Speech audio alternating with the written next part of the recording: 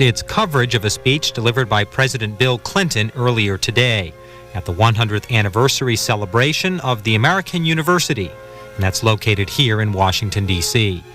The president used the occasion to make his first major address on the international economy. He also emphasized that his recently announced economic plan would help the rest of the world. And we now turn to the president's remarks.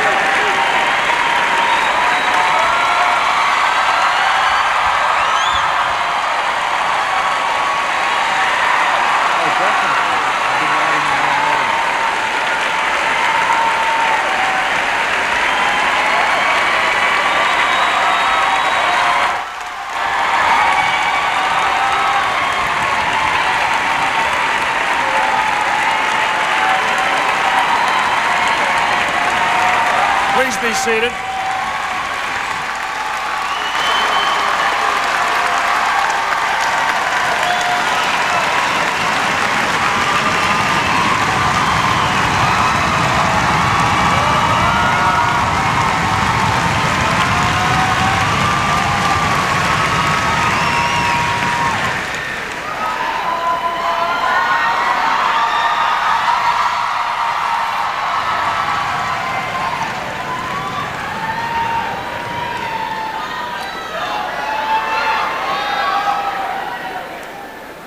Honored guests, alumni, students, faculty, and staff, welcome to the opening convocation commemorating American University's centennial year. When the American University was chartered by an act of Congress in 1893, the national economy was in a terrible depression. Hard times at home and significant changes abroad spurred a sudden realization that American prosperity would be linked closely to a rapidly developing international economy. The future health of both our agriculture and our industry would depend on successful competition in overseas markets. Over the next several years, there occurred a major shift in the way our government thought about international relations and international business. As we begin the celebration of our university's 100th year, 1993, we see important parallels between the challenges that faced our nation 100 years ago and those confronting us today. The founders of the American University intended that this university should prepare men and women to meet these challenges and the other challenges of an active citizenry. Our alma mater's original mission still guides us. The American spirit continues, linking us to our founders and to the generations to come. As we open this historic convocation, let us join together in singing our national anthem under the direction of Professor Elizabeth Kilpatrick-Verneos of the Department of Performing Arts, accompanied by her colleague, Professor Alan Mandel. Will the audience please rise and remain standing for the invocation, which will be offered by Reverend Ben Curry, chaplain of the American University.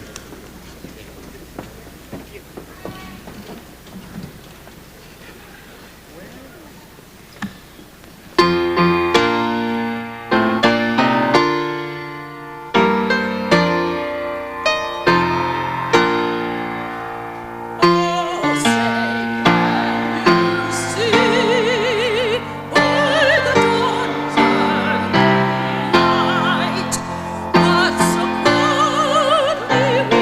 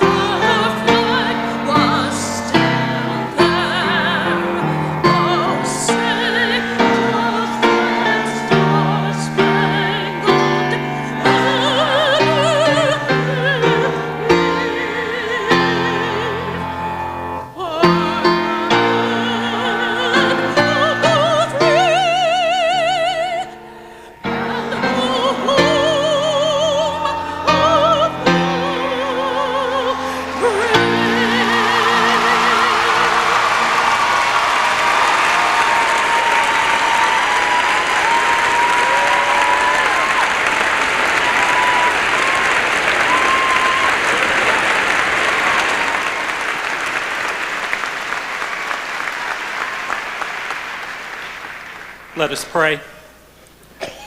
O God, the source of wisdom and understanding, we seek thy blessing on our centennial events, especially the excitement of witnessing the continuance of the great adventure of the mind in this second century of American University. Thanks be to thee for the vision of our founders as they established this enterprise in the ideals of scholarship, learning, service, and human growth. On this hill, this place of outlook, point those who come here to quest for the lodestar of the human spirit. Watch over and care for those persons to whom are entrusted the direction of this university. Guide them in their policies and procedures, helping them to remember the importance of students and the sacrifices of families that place them here. Give to teachers the creative energy to open persons' minds and hearts to ideas, critical thinking, values, and life, which enable them to be worthwhile citizens of the world. We pray for the President of the United States, his family, the members of his cabinet, those in Congress, and the leaders in local government, that they may deliberate and act upon decisions which will benefit all people. Grant, O God, in these difficult but challenging days, our willingness to support changes, even to sacrifice, for the safety, welfare, and good of the nation and its people. In thy grace, enable us to be hope-filled on this day. Amen.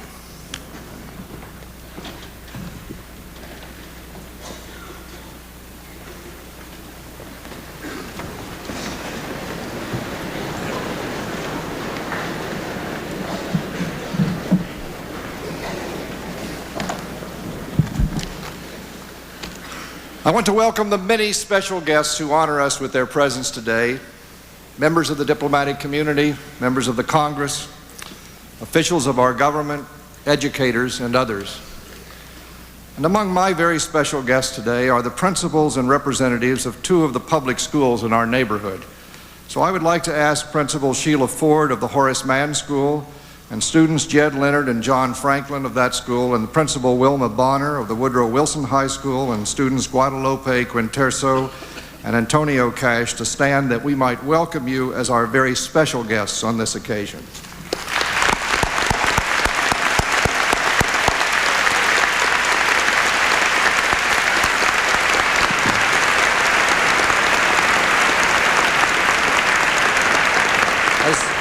As we begin our second century, I will soon propose some quite specific and practical steps which the American University can take to strengthen our relationships with the public schools of the District of Columbia.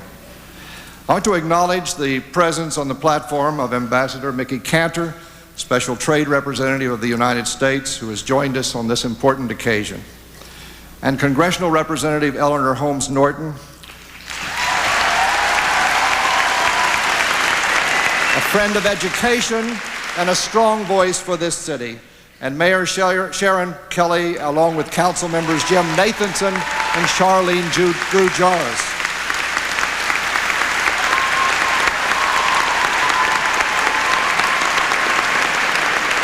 And it is a very special honor to welcome back Senator William Fulbright, an honorary alumnus of the American University.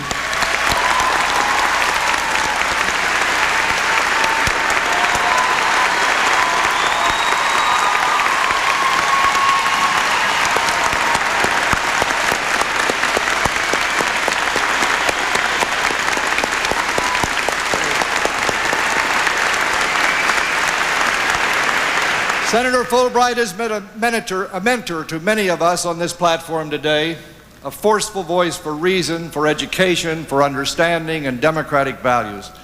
And Mrs. Harriet Fulbright, who honors us today with her presence. Will you stand, Harriet? We're delighted to have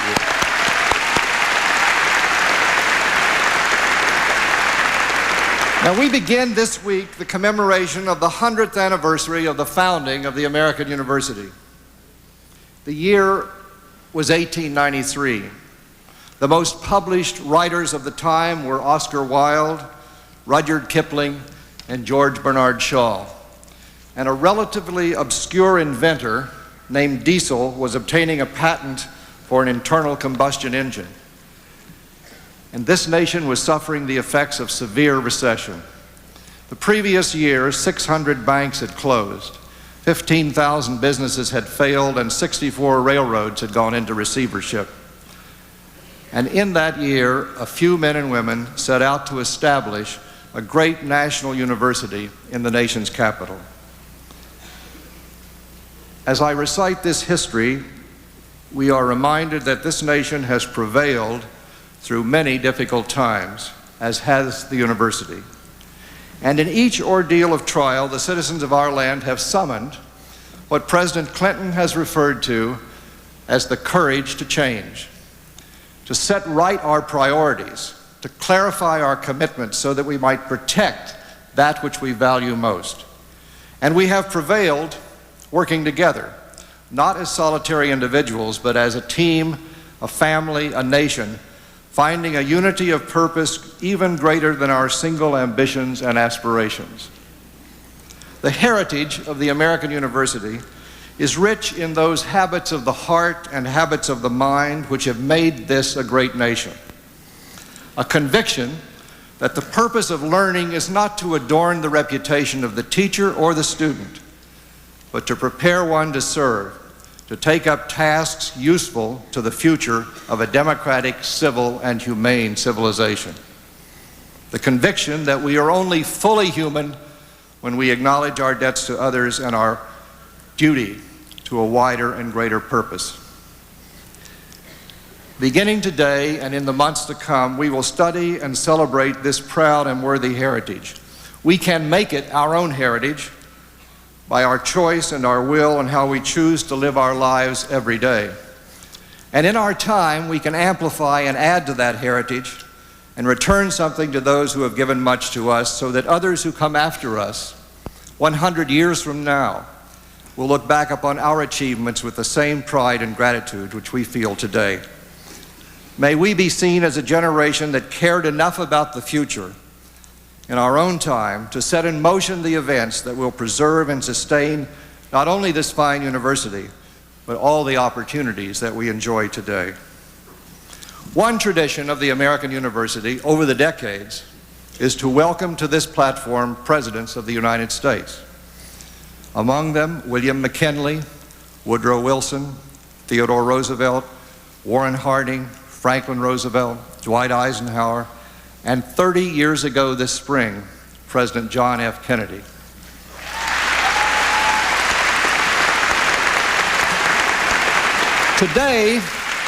Today we welcome a new president,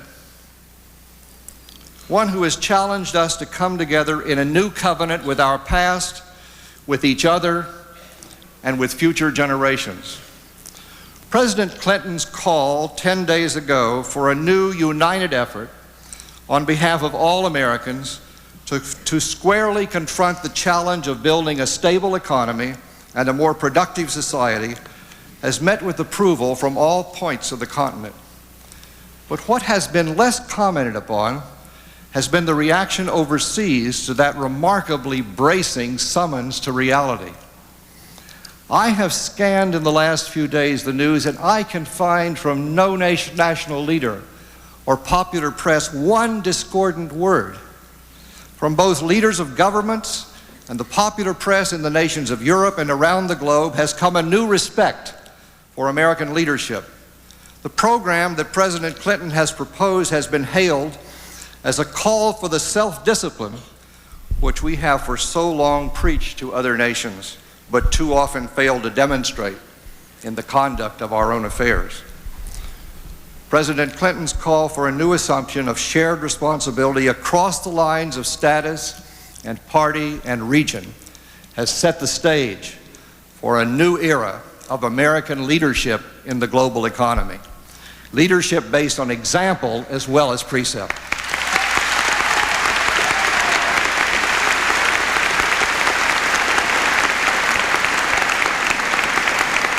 I am therefore especially proud on this day on behalf of the students, the faculty, and the staff of this fine university to welcome a friend of education and a vigorous voice for constructive change, and one who is not embarrassed by the expression of compassion or the talk of social justice, and one who has already summoned us to our better selves, President Bill Clinton.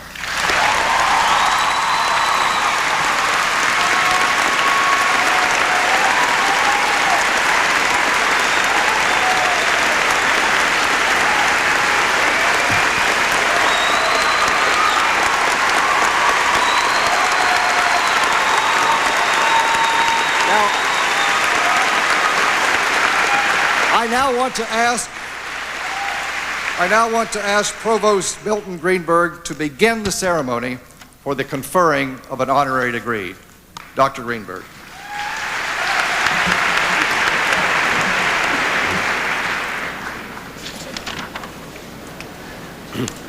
Ladies and gentlemen, we honor today the 42nd President of the United States. Will trustees Robert Kogod and Nola Washington please escort to the rostrum William Jefferson Clinton.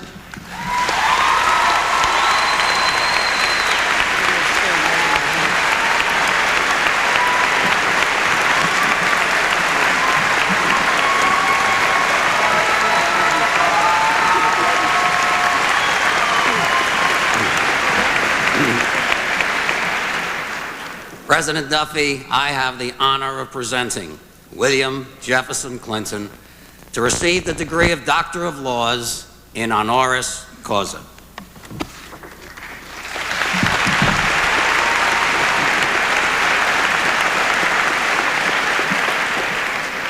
William Jefferson Clinton, during a long and arduous campaign that tested the country's patience and your good humor, as well as your stamina, you evoked a vision of America that citizens across our land found reminiscent of the past and hopeful for the future.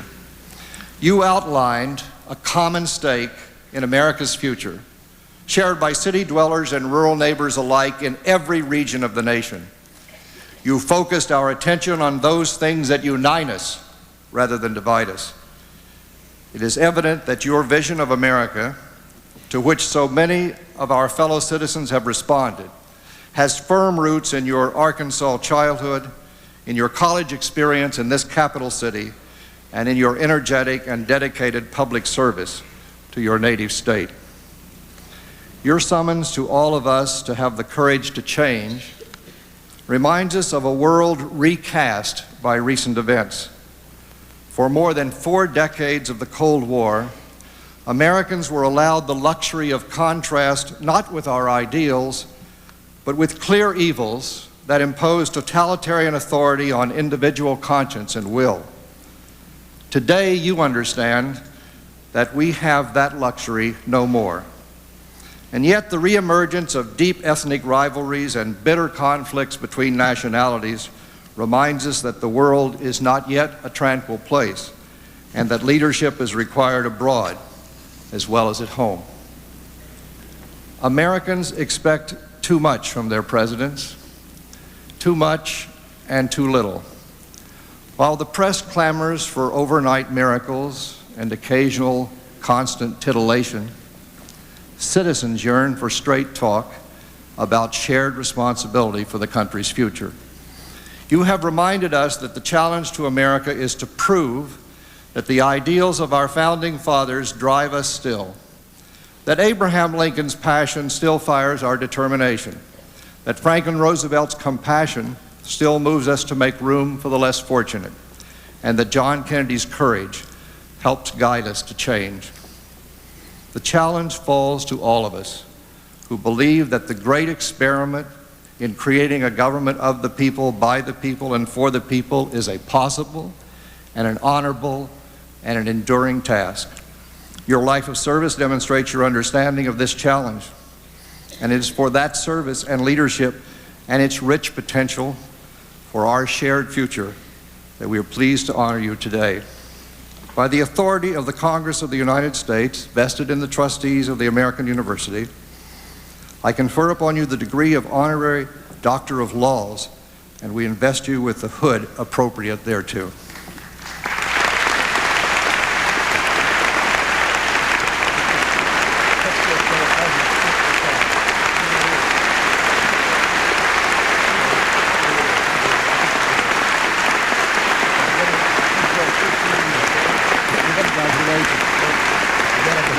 You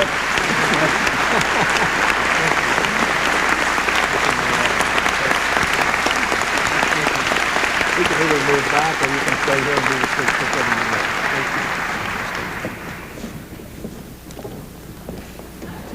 Thank you.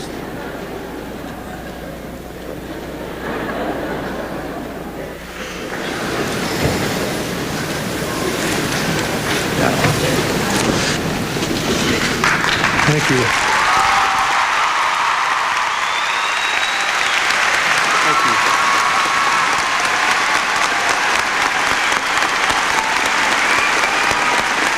Thank you very much. Thank you. Thank you.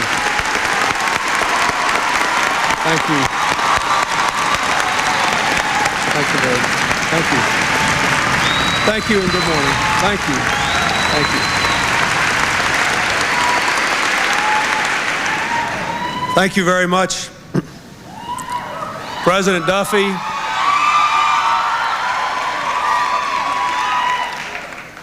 Distinguished members of the Board of Trustees and faculty and patrons of American University, members of Congress, members of the Diplomatic Corps, and my fellow citizens, and especially to the students here today.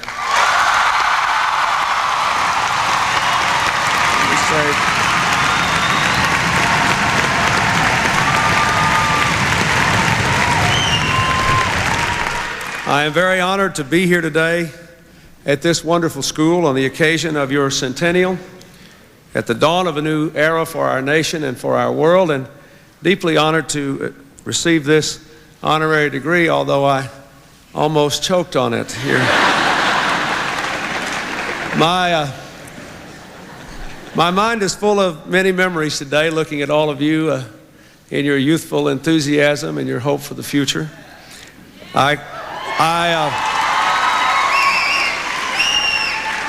I'd like to say a special word of thanks to you, all of you, for the warm reception you gave to the person to whom I owe more than anybody else in this audience, Senator Fulbright.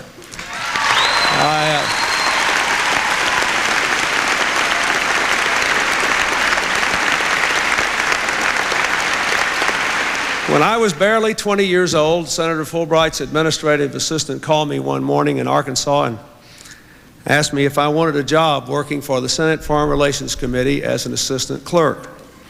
Since I couldn't really afford the cost of my education at Georgetown, I told him I was interested. And he said, well, you can have a part-time job at $3,500 a year or a full-time job at $5,000 a year. I said, how about 2 part-time jobs? He replied that I was just the sort of mathematician they were looking for, and would I please come. The next week, literally a day and a half later, I was there working for a person I had admired all my life, and the rest of it is history. But Senator Fulbright, now 88 years young, taught me a lot about the importance of our connections to the rest of the world, and that even in our small landlocked state of Arkansas, we were bound up inextricably with the future, with the passions and the promise of people all across this globe. And it is about that which I come to speak today.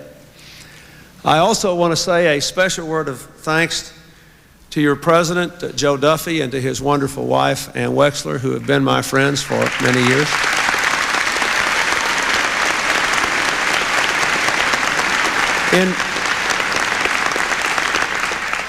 When I was a young man at Yale Law School, I went to work for Joe Duffy and his campaign for the Senate.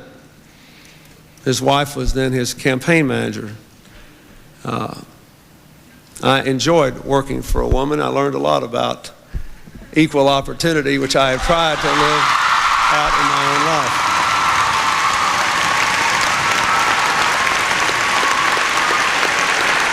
Well, Joe Duffy didn't win that race for the Senate, and 4 years later I went home to Arkansas and I ran for Congress, and I lost my race too. And I thought how ironic it is that our failed efforts to get to Congress made us both president.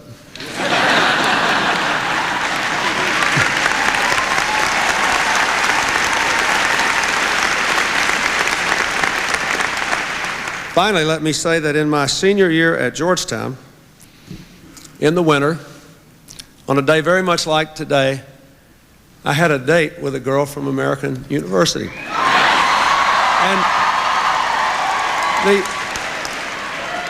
I didn't think about this, so I got in the car to come up here today, but it was snowing like crazy that night, just like it was today.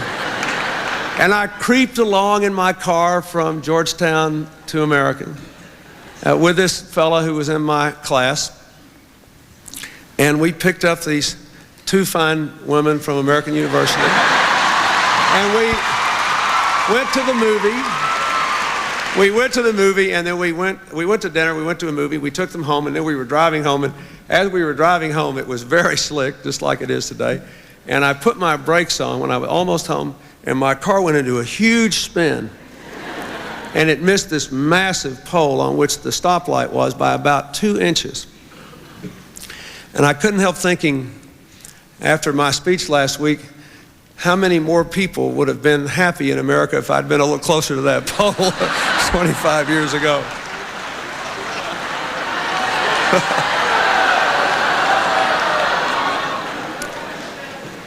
"30 years ago, in the last year of his short but brilliant life, John Kennedy came to this university to address the paramount challenge of that time, the imperative of pursuing peace in the face of nuclear confrontation. Many Americans still believe it was the finest speech he ever delivered. Today, I come to this same place to deliver an address about what I consider to be the great challenge of this day, the imperative of American leadership in the face of global change. Over the past year, I have tried to speak at some length about what we must do to update our definition of national security and to promote it and to protect it, and to foster democracy and human rights around the world. Today, I want to allude to those matters, but to focus on the economic leadership we must exert at home and abroad as a new global economy unfolds before our eyes. Twice before in this century, history has asked the United States and other great powers to provide leadership for a world ravaged by war. After World War I, that call went unheeded. Britain was too weakened to lead the world to reconstruction. The United States was too unwilling. The great powers together turned inward as violent totalitarian power emerged. We raised trade barriers. We sought to humiliate rather than rehabilitate the vanquished. And the result was instability, inflation, then depression, and ultimately a second world war. After the Second War, we refused to let history repeat itself.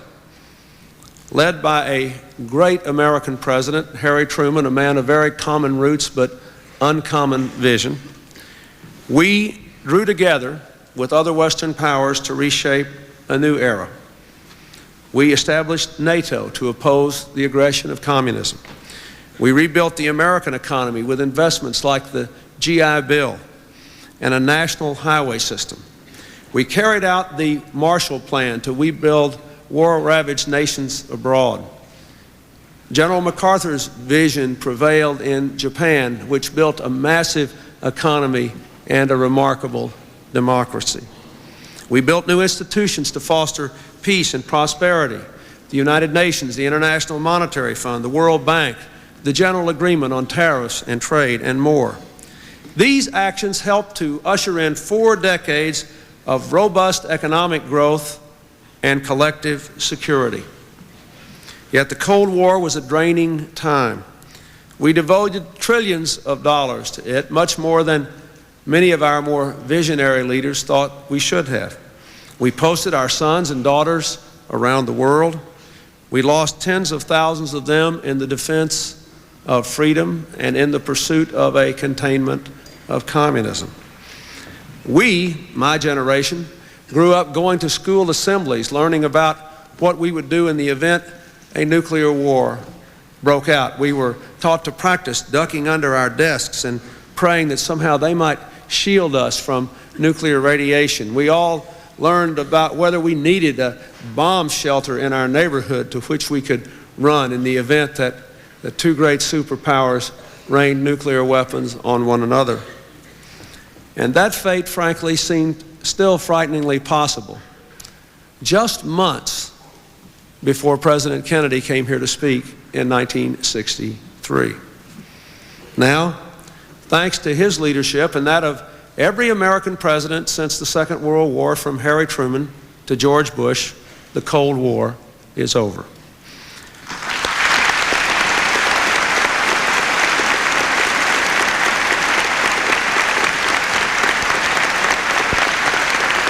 The Soviet Union itself has disintegrated. The nuclear shadow is receding in the face of the START I and START II agreements and others that we have made and others yet to come. Democracy is on the march everywhere in the world. It is a new day and a great moment for America. Yet across America, I hear people raising central questions about our place and our prospects in this new world we have done so much to make.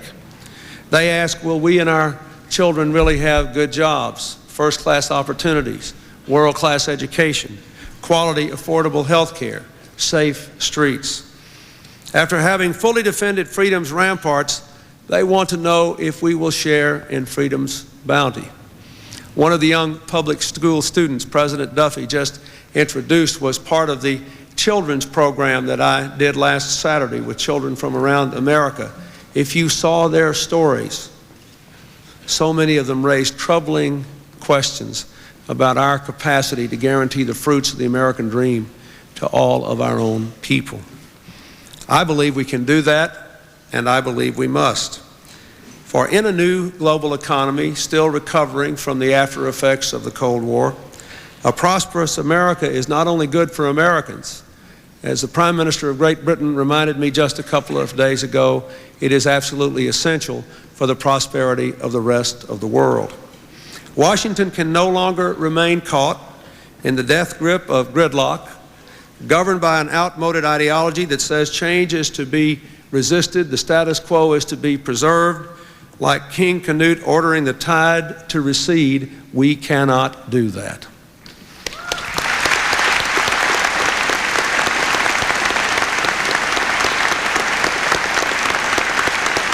And so, my fellow Americans, I submit to you that we stand at the third great moment of decision in the 20th century.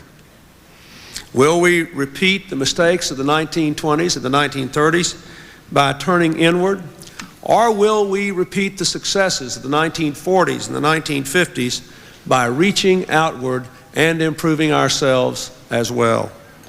I say that if we set a new direction at home, we can set a new direction for the world as well.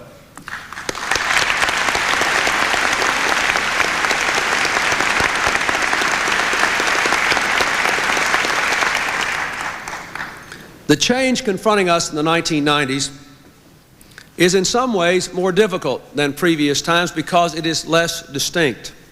It is more complex, and in some ways the path is less clear to most of our people still today, even after 20 years of declining relative productivity and a decade or more of stagnant wages and greater effort. The world clearly remains a dangerous place. Ethnic hatreds, religious strife, the proliferation of weapons of mass destruction, the violation of human rights flagrantly in altogether too many places around the world still call on us to have a sense of national security in which our national defense is an integral part.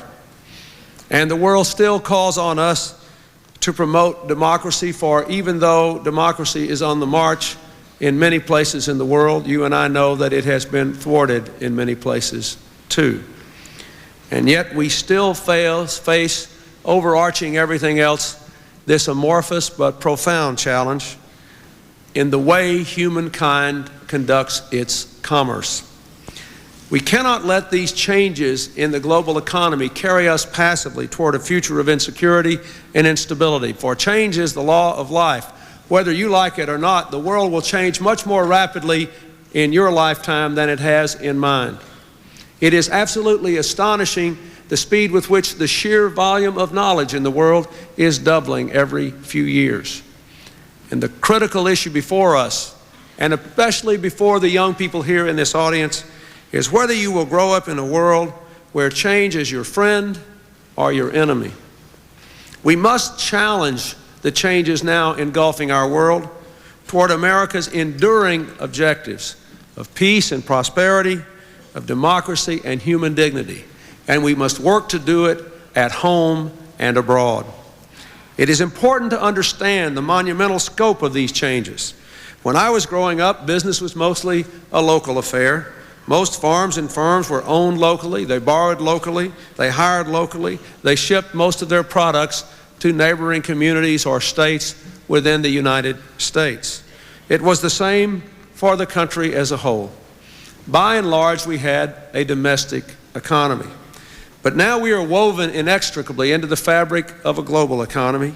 Imports and exports, which accounted for about $1 in $10 when I was growing up, now represent $1 in every 5. Nearly 3/4 of the things that we make in America are subject to competition at home or abroad from foreign producers and foreign providers of services. Whether we see it or not, our daily lives are touched everywhere by the flows of commerce that cross national borders as inexorably as the weather. Capital clearly has become global. Some $3 trillion of capital race around the world every day.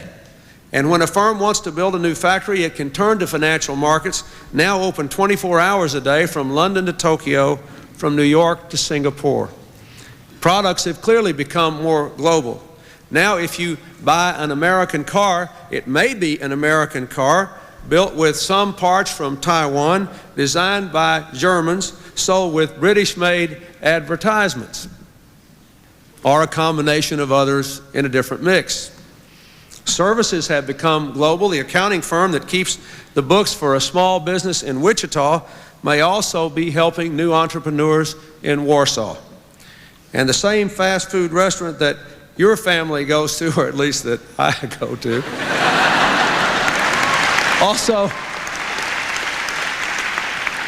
also may well be serving families from Manila to Moscow and managing its business globally with information technologies and satellites. And most important of all, information has become global and has become king of the global economy. In earlier history, wealth was measured in land, in gold, in oil, in machines. Today, the principal measure of our wealth is information. Its quality, its quantity, and the speed with which we acquire it and adapt to it. We need, more than anything else, to measure our wealth and our potential by what we know and what we can learn and what we can do with it. The value and volume of information has soared. The half-life of new ideas has shrunk. Just a few days ago, I was out in Silicon Valley at a remarkable company called Silicon Graphics that has expanded exponentially, partly by developing computer software with a life of 12 to 18 months, knowing that it will be obsolete after that, and always being ready with a new product to replace it. We are in a constant race toward innovation that will not end in the lifetime of anyone in this room. What all this means is that the best investment we can make today is in the one resource firmly rooted in our own borders. That is, in the education, the skills, the reasoning capacity, and the creativity of our own people.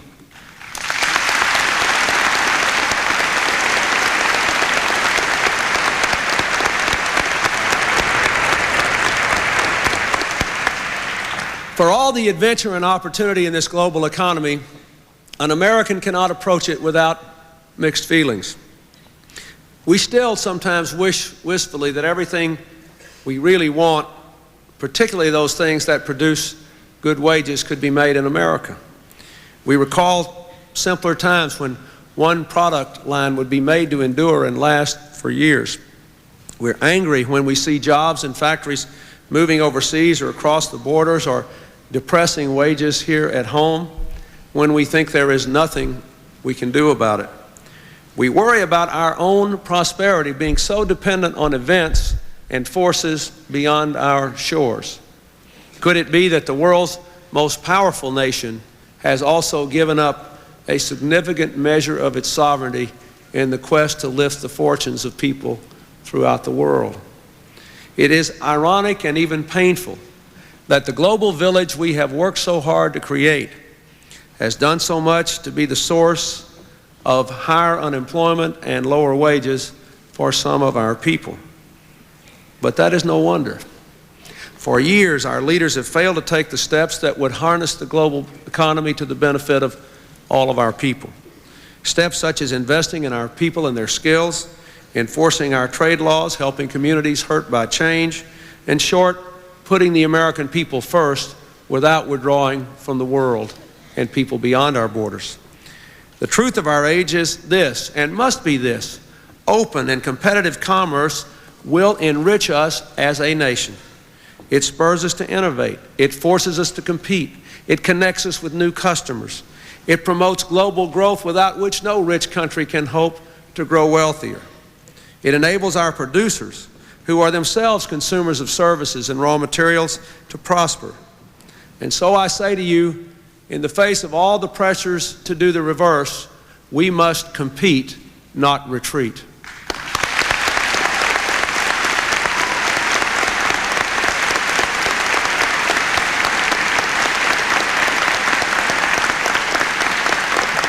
Our exports are especially important to us. As bad as the recent recession was, it would have gone on for twice as long had it not been for what we were able to sell to other nations. Every $1 billion of our exports creates nearly 20,000 jobs here, and we now have over 7 million export-related jobs in America. They tend to involve better work and better pay. Most are in manufacturing, and on average, they pay almost $3,500 more per year than the average American job. They are exactly the kind of jobs we need for a new generation of Americans. American jobs and prosperity are reason enough for us to be working at mastering the essentials of the global economy. But far more is at stake. For this new fabric of commerce will also shape global prosperity, or the lack of it, and with it, the prospects of people around the world for democracy, freedom, and peace. We must remember that even with all our problems today, the United States is still the world's strongest engine of growth and progress. We remain the world's largest producer and its largest and most open market. Other nations such as Germany and Japan are moving rapidly. They have done better than we have in certain areas. We should respect them for it, and where appropriate, we should learn from that. But we must also say to them, you too must act as engines of global prosperity. Nonetheless, the fact is that for now and for the foreseeable future, the world looks to us to be the engine of global growth and to be the leaders. Our leadership is especially important for the world's new and emerging democracies, to grow and deepen their legitimacy, to foster a middle class and a civic culture. They need the ability to tap into a growing global economy.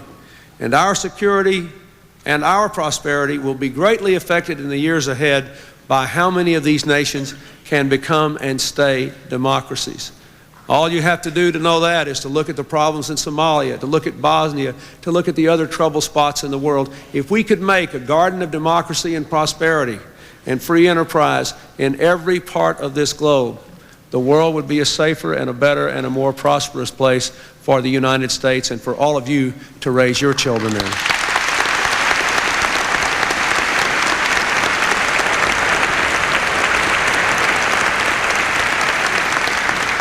Let us not minimize the difficulty of this task. Democracy's prospects are dimmed, especially in the developing world, by trade barriers and slow global growth. Even though 60 developing nations have reduced their trade barriers in recent years, when you add up the sum of their collective actions, 20 of the 24 developed nations have actually increased their trade barriers in recent years. This is a powerful testament to the painful difficulty of trying to maintain a high-wage economy in a global economy where production is mobile and can quickly fly to a place with low wages. We have got to focus on how to help our people adapt to these changes, how to maintain a high-wage economy in the United States without ourselves adding to the protectionist direction that so many of the developed nations have taken in the last few years. These barriers in the end will cost the developing world more in lost exports and incomes than all the foreign assistance that developed nations provide, but after that they will begin to undermine our economic prosperity as well. It's more than a matter of incomes, I remind you, it's a matter of culture and stability. Trade, of course, cannot ensure the survival of new democracies, and we have seen the enduring power of ethnic hatred, the incredible power of ethnic divisions, even among people literate and allegedly understanding, to splinter democracy and to savage the nation state. But as philosophers from Thucydides to Adam Smith have noted, the habits of commerce run counter to the habits of war. Just as neighbors who raise each other's barns are less likely to become arsonists, people who raise each other's living standards through commerce are less likely to become combatants. So if we believe in the bonds of democracy, we must resolve to strengthen the bonds of commerce. Our own nation has the greatest potential to benefit from the emerging economy, but to do so we have to confront the obstacles that stand in our way. Many of our trading partners cling to unfair practices. Protectionist voices here at home and abroad call for new barriers.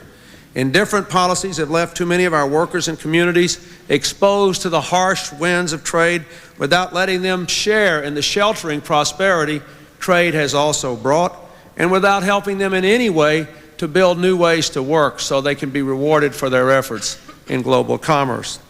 Cooperation among the major powers toward world growth is not working well at all today. And most of all, we simply haven't done enough to prepare our own people and to produce our own resources so that we can face with success the rigors of the new world. We can change all that if we have the will to do it. Leonardo da Vinci said that God sells all things at the price of labor. Our labor must be to make this change.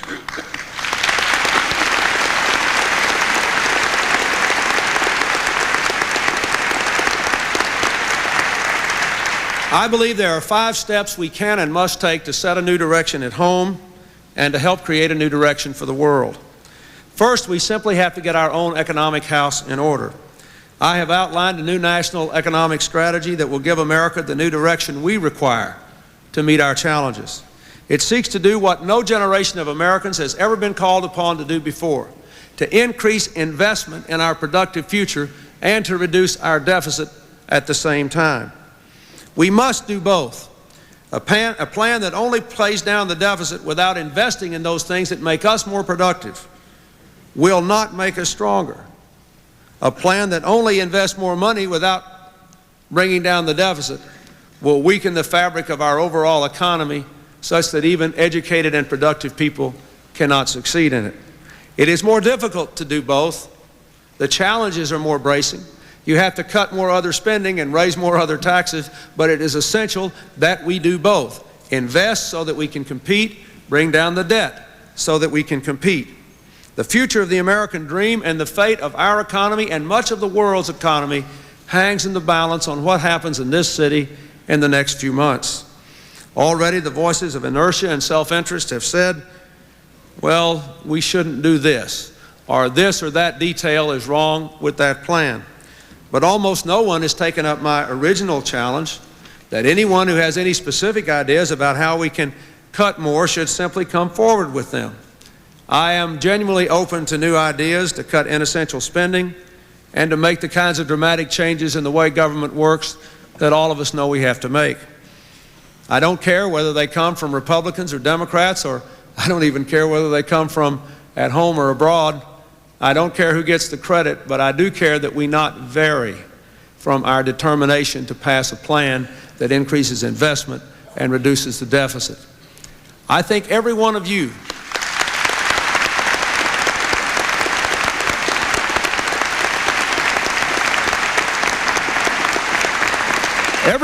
who is a student at this university has a far bigger stake in the future than I do.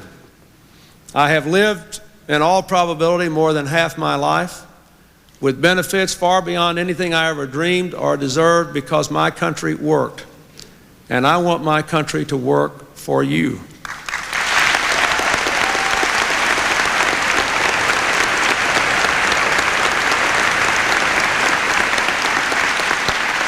The plan I have offered is assuredly not perfect, but it is an honest and bold attempt to honestly confront the challenges before us, to secure the foundations of our economic growth, to expand the resources, the confidence, and the moral suasion we need to continue our global leadership into the next century.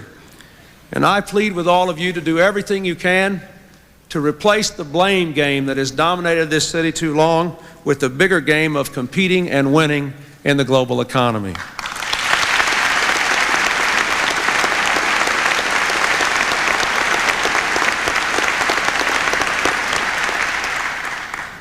Second, it is time for us to make trade a priority element of American security. For too long, debates over trade have been dominated by voices from the extremes. One says government should build walls to protect firms from competition. Another says government should do nothing in the face of foreign competition, no matter what the dimension and shape of that competition is, no matter what the consequences are in terms of job losses, trade dislocations, or crushed incomes. Neither view takes on the hard work of creating a more open trading system that enables us and our trading partners to prosper. Neither steps up to the task of empowering our workers to compete or of ensuring that there is some compact of shared responsibility regarding trade's impact on our people, or of guaranteeing a continuous flow of investment into emerging areas of new technology which will create the high-wage jobs of the 21st century. Our administration is now developing a comprehensive trade policy that will step up to those challenges. And I want to describe the principles upon which it will rest. It will not be a policy of blame, but one of responsibility. It will say to our trading partners that we value their business, but none of us should expect something for nothing. We will continue to welcome foreign products and services into our markets, but insist that our products and services be able to enter theirs on equal terms. We will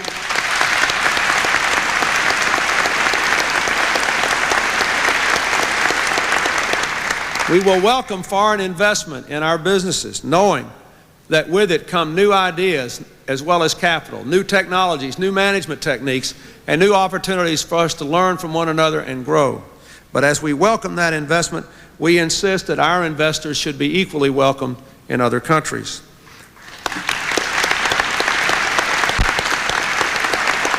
We welcome the subsidiaries of foreign companies on our soil. We appreciate the jobs they create and the products and services they bring, but we do insist simply that they pay the same taxes on the same income that our companies do for doing the same business.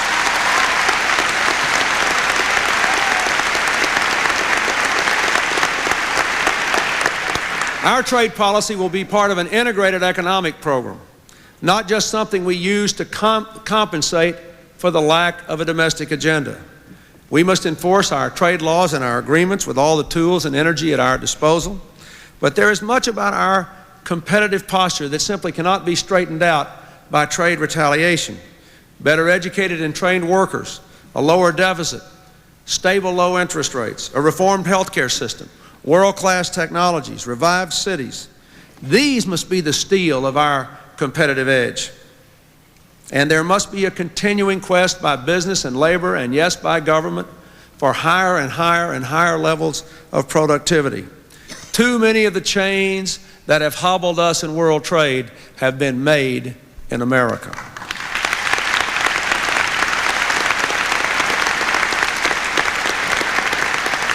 Our trade policy will also bypass the distracting debates over whether efforts should be multilateral, regional, bilateral, unilateral.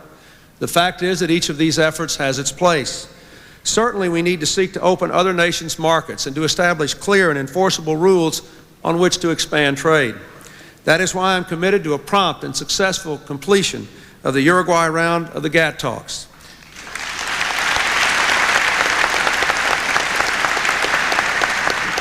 That round is dragged on entirely too long, but it still holds the potential, if other nations do their share and we do ours, to boost American wages and living standards, significantly and to do the same for other nations around the world.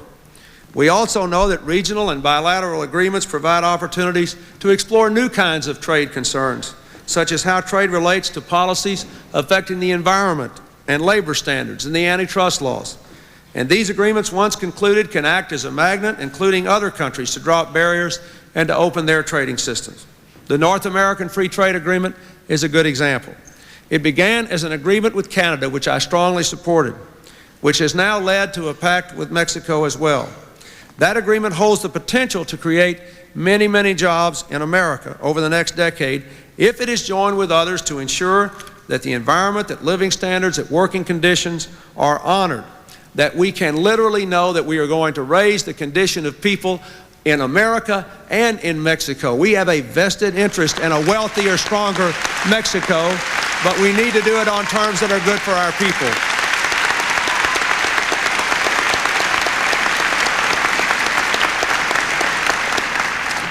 And we should work with organizations such as the Asian Pacific Economic Cooperation Forum to liberalize our trade across the Pacific as well.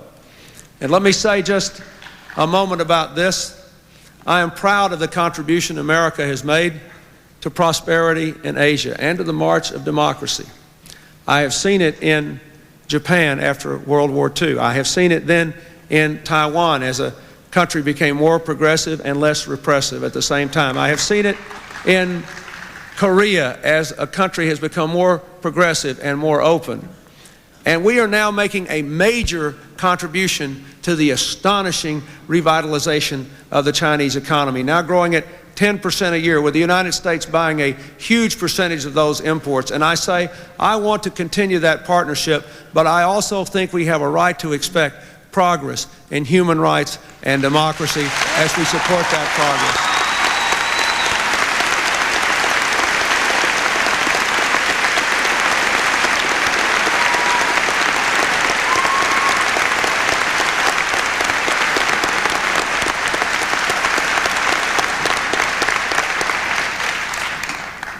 Third, it is time for us to do our best to exercise leadership among the major financial powers to improve our coordination on behalf of global economic growth. At a time when capital is mobile and highly fungible, we simply cannot afford to work at cross purposes with the other major industrial democracies. Our major partners must work harder and more closely with us to reduce interest rates, stimulate investment, reduce structural barriers to trade, and to restore robust global growth. And we must look anew at institutions we use to chart our way in the global economy and ask whether they are serving our interest in this new world or whether we need to modify them or create others. Tomorrow, our Treasury Secretary, Secretary Benson, and the Federal Reserve Board Chairman, Alan Greenspan, will meet with their counterparts from these group of 7 nations to begin that work.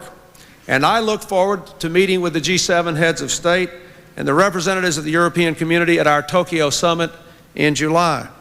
I am especially hopeful that by then, our economic package here at home will have been substantially enacted by the Congress. And if that is so, I will be able to say to my counterparts, you have been telling us for years that America must reduce its debt and put its own house in order. You have been saying to us for years we must increase investment in our own education and technology to improve productivity. We have done it. We have done it for ourselves. We have done it for you. Now you must work with us in Germany, in Japan, and other nations to promote global growth.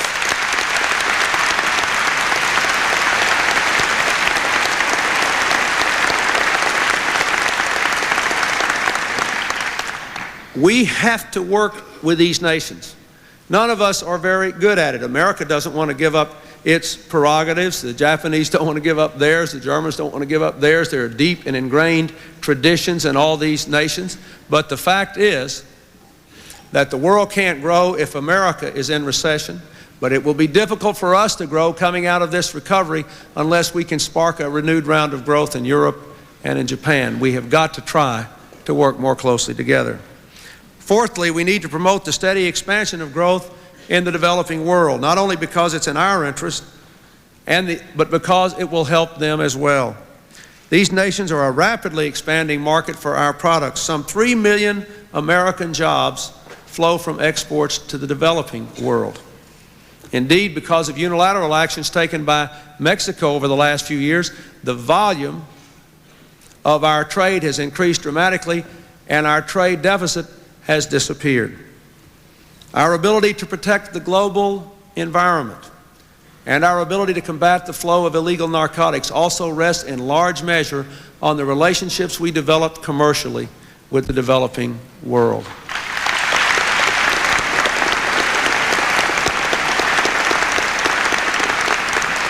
There is a great deal that we can do to open the flow of goods and services.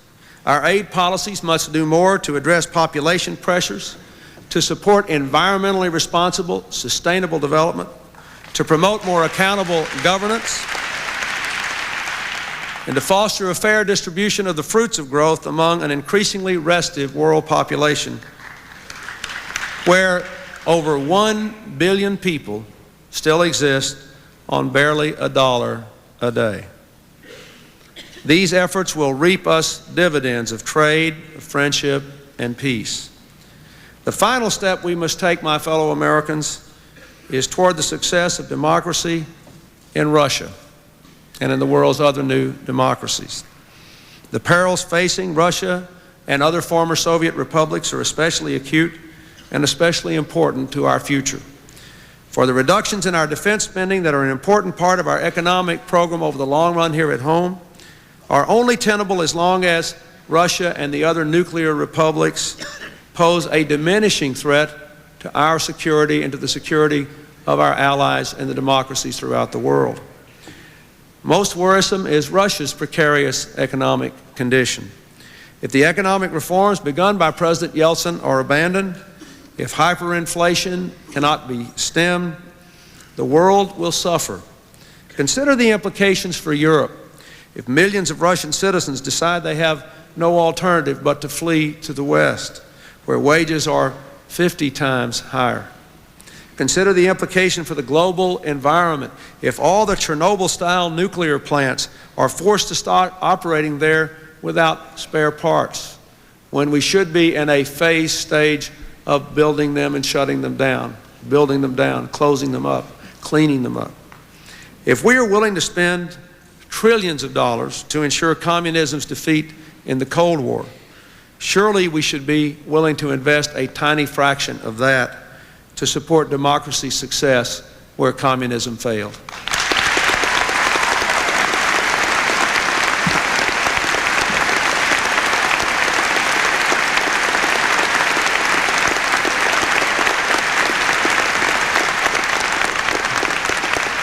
To be sure, the former Soviet republics, and especially Russia, must be willing to assume most of the hard work and high costs of the reconstruction process.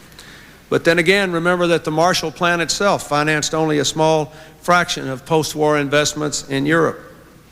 It was a magnet, a beginning, a confidence-building measure, a way of starting a process that turned out to produce an economic miracle. Like Europe then, these republics now have a wealth of resources and talent and potential. And with carefully targeted assistance, conditioned on progress toward reform and arms control and non-proliferation, we can improve our own security and our future prosperity at the same time we extend democracy's reach. These 5 steps constitute an agenda for American action and a global economy. As such, they constitute an agenda for our own prosperity as well. Some may wish we could pursue our own domestic effort strictly through domestic policies as we have understood them in the past. But in this global economy, there is no such thing as a purely domestic policy. This thing we call the global economy is unruly. It's a bucking bronco that often lands with its feet on different sides of old lines, and sometimes with its whole body on us. But if we are to ride the bronco into the next century, we must harness the whole horse, not just part of it.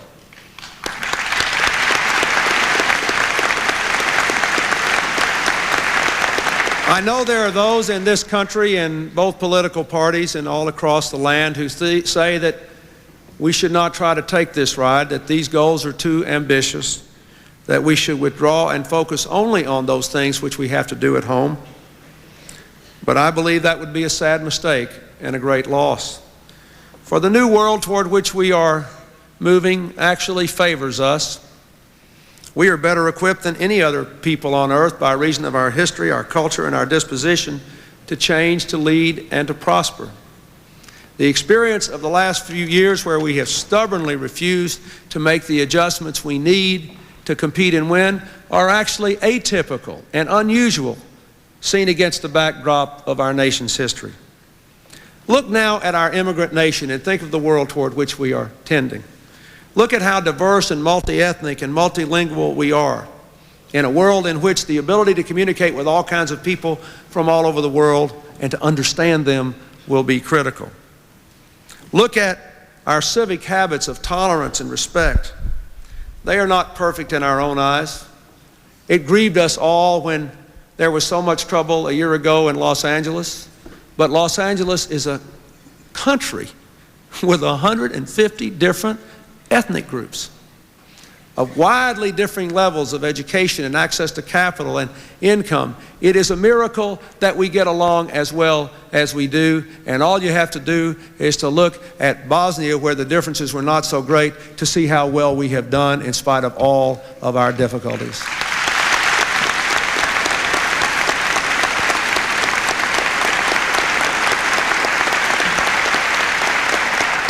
And look at the way our culture has merged technology and values. This is an expressive land that produced CNN and MTV. We were all born for the information age. This is a jazzy nation, thank goodness for my sake.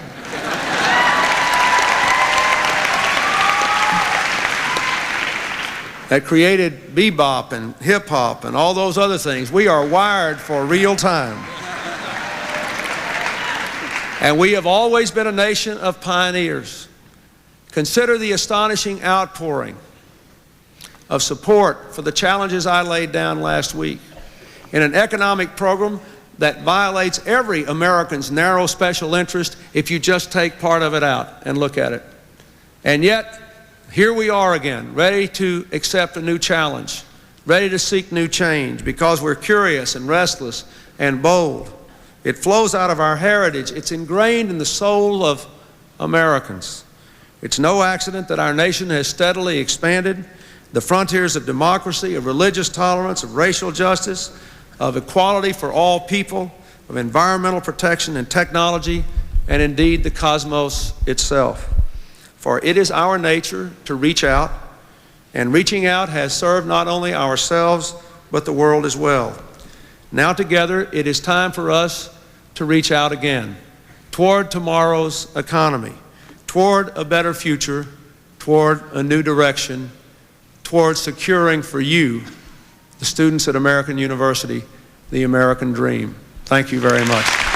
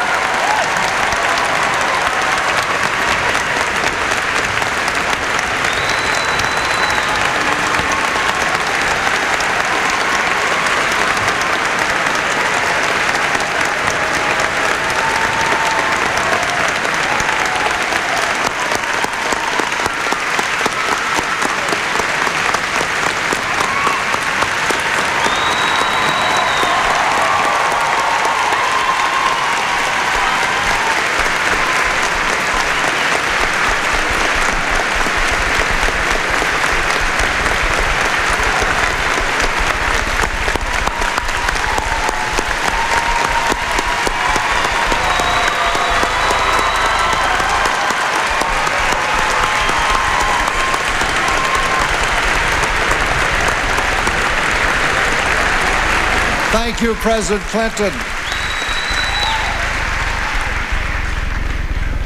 I am quite sure that in this audience there is a future president and several senators.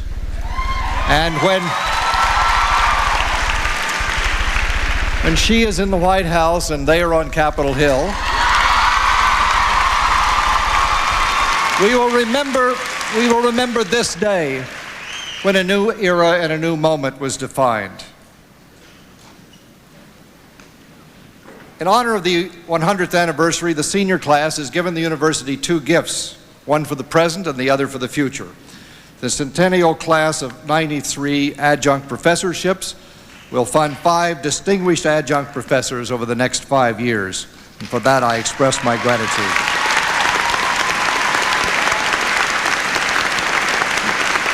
And now, very briefly, as we begin this year, representatives of the university community will present Treasures of Life at the University, which will be in the second gift, the Centennial Class of '93 Time Capsule, which will be opened at their 50th reunion in the year 2043. I want to ask Eric and Angeli to stand symbolically to receive these contributions, and the first contribution will be made by Frank Rose, the president of the Undergraduate Confederation.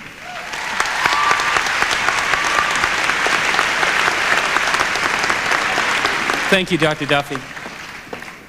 My name is Frank Rose, and I'm representing the undergraduate students here at American University. And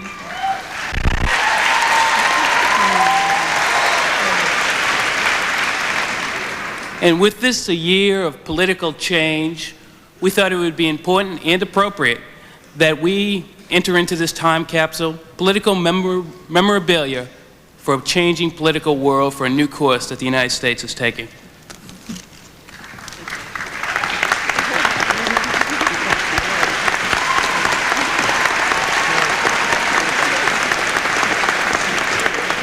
My name is Sarah Hayden, and on behalf of all the graduate students at the American University,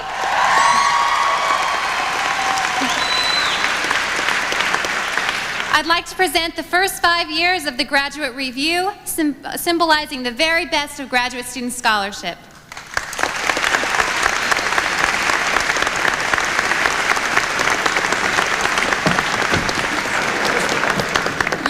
That graceful approach. My name is Carrie Doyle, and I'm the president of the Student Bar Association at the Washington College of Law. I represent all of the law students. The Washington College of Law was founded in 1896 by 2 feminists, Ellen Spencer Mussey and Emma M. Gillette.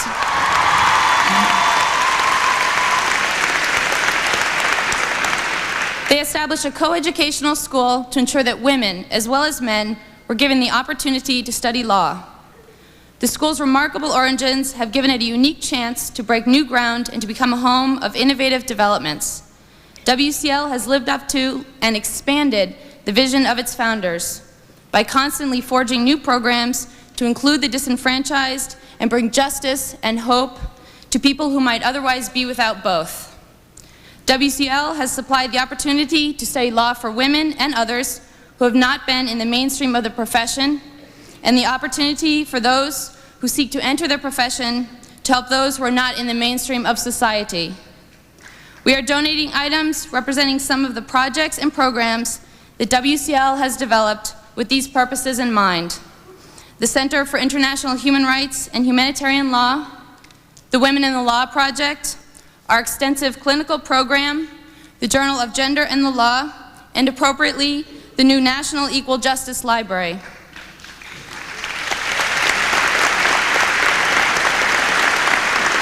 There is also a letter from current students, Rusty Gray, Elisa Wilkins, Fatima Mateen, myself, and Professor Jamin Raskin, to the WCL community of the future and the American University community of the future. We hope that they will carry on the tradition of studying law and other subjects with their hearts as well as their heads.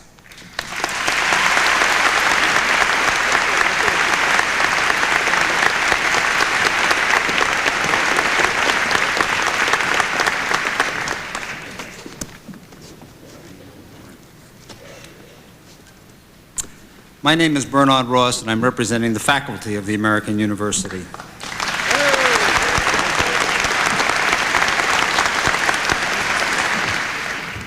In 10 short weeks, American University will graduate the class of 1993 right in this building.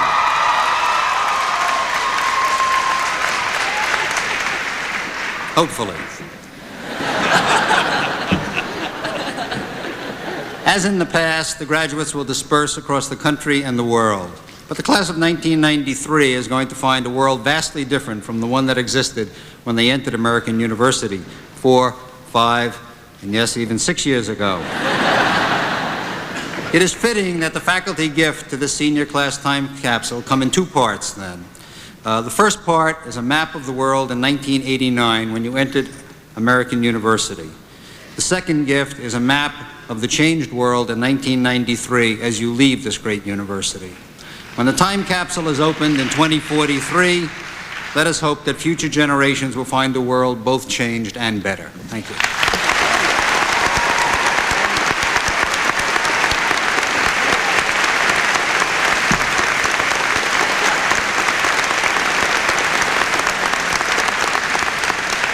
My name is Todd Shaver, and I represent the staff of the American University. On behalf of the staff members of our community, I present the new book about AU, which through its beautiful photographs and its rich descriptions captures the true American University.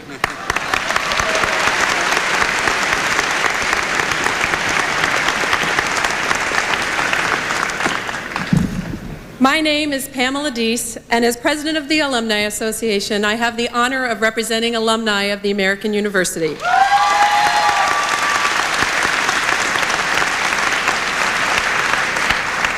While it was an interesting notion to some to consider placing 70,000 alumni in our time capsule, it makes a great deal more sense to place this, our Centennial Alumni Directory, containing brief biographies of our alumni in the capsule. Thank you.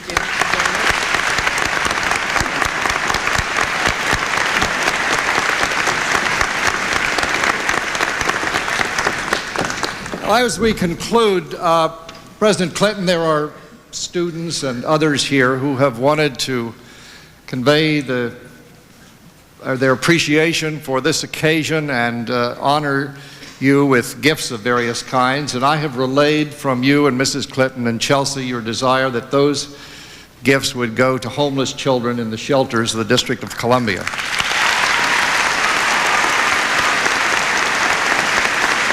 However, we joined together because we have decided that it's very difficult to jog in an academic hood. And we hope that perhaps when you go to the G7 meeting, you might find it possible to run in short.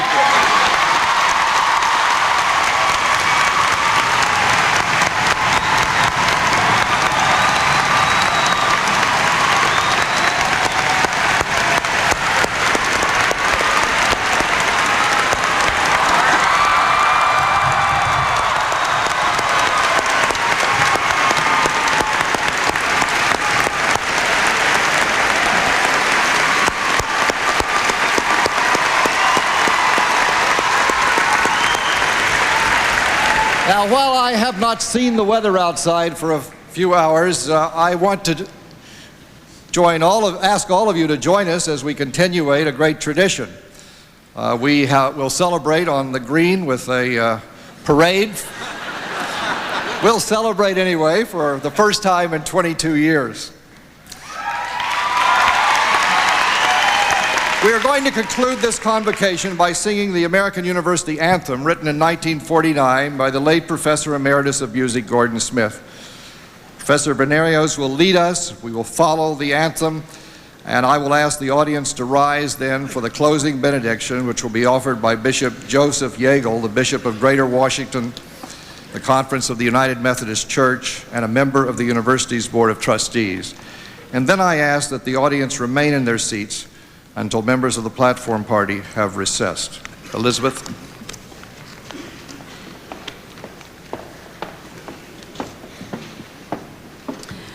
I'm afraid this was designed for someone else.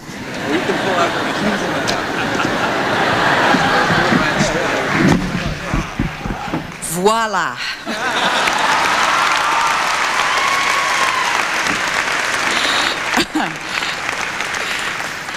I'm here to lead you in our anthem for our university, and if you'll look on the back or the front, however you look at this sheet, the bottom of the sheet, you'll see some words. I will sing this through once and give you a quiz. I'll sing this through once. The second time the music plays, it's your practice session. I'll help you along. And the third time that the music plays, let's give it all the American spirit we can muster, all right? All right.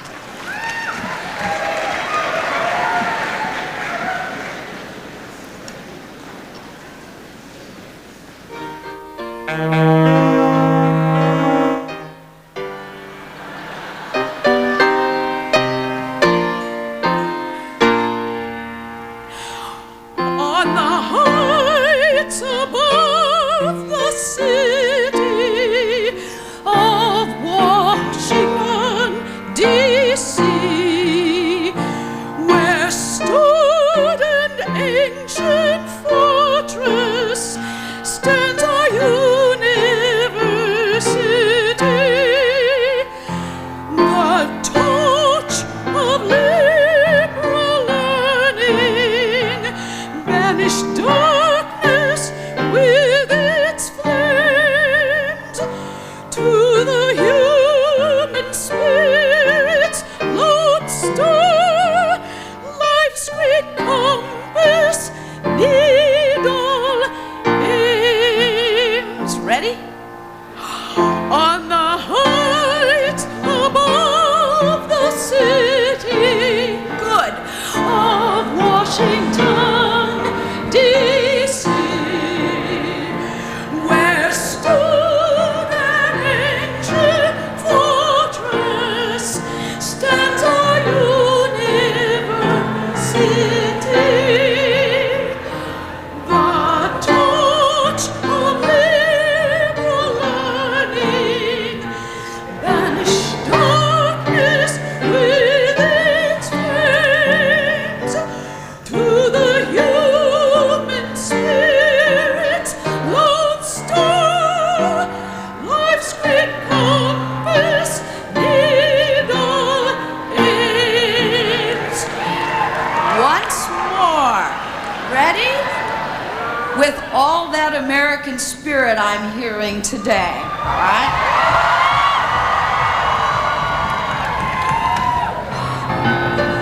Heights above the city of Washington, D.C. Bravo. There stood an ancient fortress, stands our university.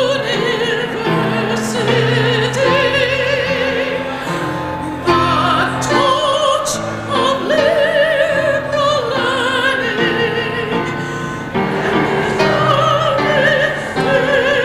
its flames. To the human spirit's lodestar, life's great compass, needle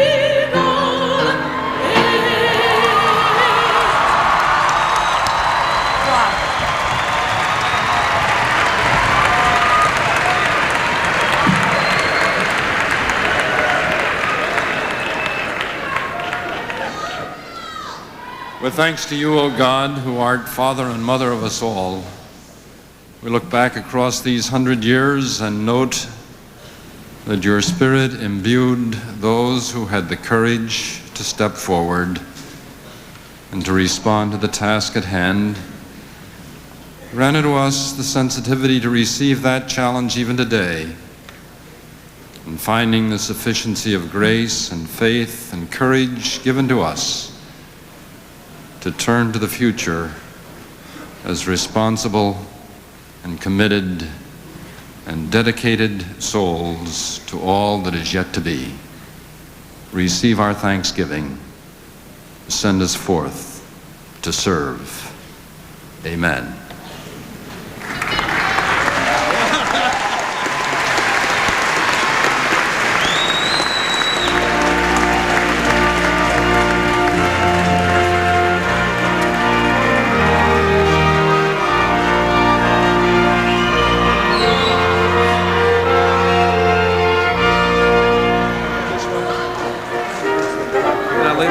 somebody come get them?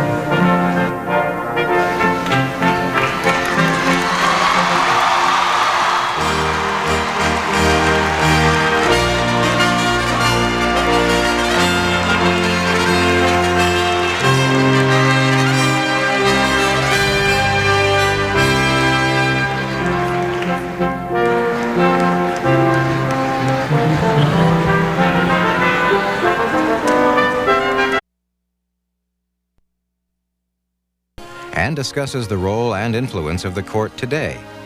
You'll also find a section on cameras in the courts, complete with the justice's views, and the glossary of legal terms is a valuable reference. If you follow C-SPAN's America and the Courts programming, Justice for All is a perfect complement to your viewing. To receive your copy of Justice for All, send a check or money order for $3.95, plus $2 shipping and handling to Justice for All, care of C-SPAN, 400 North Capitol Street,